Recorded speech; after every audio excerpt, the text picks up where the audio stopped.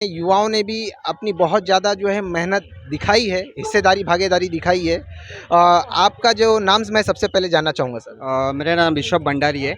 मैं आम आदमी पार्टी युवा आघाड़ी से उपाध्यक्ष हूँ, मीरा भाईंदर शहर से। अच्छा, अभी ये जो पद यात्रा आप कर रहे हैं, इसका मिशन का मकसद क्या है? ये परिवर्तन यात्रा है। ये पूरे मीरा भाईंदर परिवर्तन लाने के लिए हम यात्रा कर निकाली है। आप देख सकते हो मीरा भाईंदर में 2000 करोड़ का बजट है। इस बजट में शिक्षा भत्ता बैठ चुका है, स्वास्थ्य भत्ता बैठ चुका है।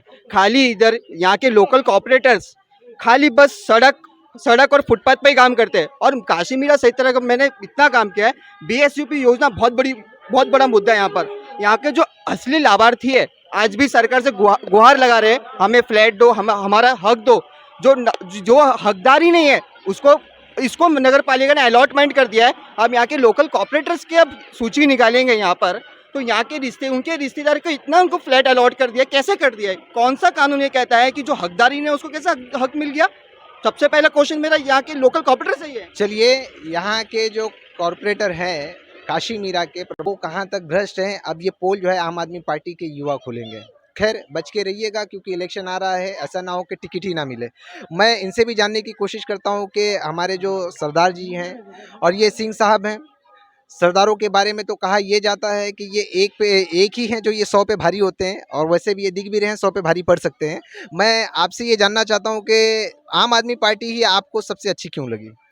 देखिए, सबसे पहले नमस्कार आपके चैनल के माध्यम से जो तमाम जनता देख रही है। मेरा, जैसे आपने हमसे कहा कि ये पार्टी हमें क्यों इतनी पसंद है, और सबसे पहली बात तो ये पार्टी जो है वो मूलभूत सुविधाओं पे और सत्य के राह पे चलती है। आज अन्य पार्टी जैसे भाजपा है, कांग्रेस है, वो परिवारवादी में ज़्यादा चलती है, ना कि जनतावादी में चलती है।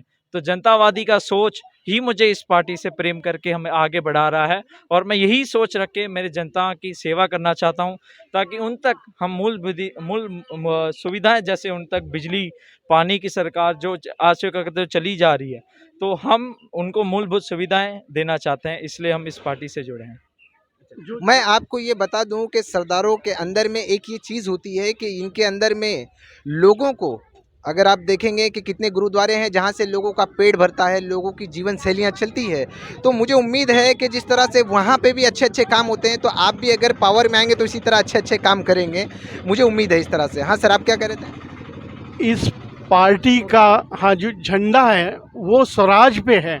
हमने गुड गवर्नेंस दी है, इस वजह से हमारा झंडा पंजाब में लहराया है। दिल्ली में तो है ही हमारी सत्ता। हम जनता के लिए बने हैं। हम उनको मूलभूत सुविधाएं जैसे शिक्षा है, अब बीपीएल जो बिलो पॉवर्टी लाइन पे जो गरीबों के बच्चे हैं, उनकी अगर स्कूल की अगर हम फीस माफ़ करते हैं तो जनता से जुड़ कर के काम कर रहे हैं। उनका पानी फ्री दे रहे हैं। कई झुग्गी झोपड़ियों में पानी नहीं पहुंचता है। इलेक्ट्रिसिटी के बिल पूरे माफ़ कर दिए गए हैं। जनता को अगर राहत दिया है तो इसमें क्या गलत काम किया है? ये सरासर गलत है कि हमें ये कहा जाता है फ्री की रेवड़ी बांट रहे हैं। भाजपा ने और शीर्ष नेतृत्व ने उनके लाखों करोड़ के जो पैसा बांटा है अडानी को, और जो है वो किसका टैक्सपेयर्स मनी था। ऐसे कैसे कोई लुटा सकता है? इतने लाखों करोड़ रुपए अगर जनता की भलाई के लिए काम में आने चाहिए, उनको क्या मालूम नहीं है गरीबी है? इन्होंने, हम गरीबों के लिए मर मिटेंगे, हम गरीबों के लिए हैं। और ये क्या कर रही हैं? ये जो पावर वाली नेता है, ये सत्ता में चूर होकर के गरीबों को हटा रही है। ये गलत बात है। ये कहते हैं कि साहब अनाज वितरण किया गया, अरे अनाज खाने लायक नहीं था। जनता से पूछिए, जानवरों से भी खराब गेहूं इनके नेता क्या कालाबाजारियां करते हैं। जो अच्छा गेहूं था वो तो कहीं और डाइवर्ट कर देते हैं। और पीडीएस सिस्टम के अंतर्गत जो जानवरों को जो देते हैं, केवल एक चावल जरूर मिला था। कोरोना काल था, उस समय पे केवल एक गेहूं तो खैर मिला नहीं, जो मिलना चाहिए, जो क्वालिटी मिलनी चाहिए वो तो नहीं मिला। लेकिन जो राइस था, वो चावल थोड़ा बहुत खाने लायक था, वो दिखाने के लिए इन्होंने बांटा। बाकी के पैसे कहाँ पे गए? मैं आप लोगों को बता दूं कि ये जितने भी सामान हैं, लॉकडाउन के अंदर में जितनी भी दवाओं खाने के अंदर में लूटपाट हुई, हर एक जगह लूटपाट हुई, ये किसी से भी छुपा हुआ नहीं है। पर अभी जो है देखना ये है कि मीरा भाईंदर के इलेक्शन में इनका जो जज्बा है, क्या ये जज्बा काम करता है?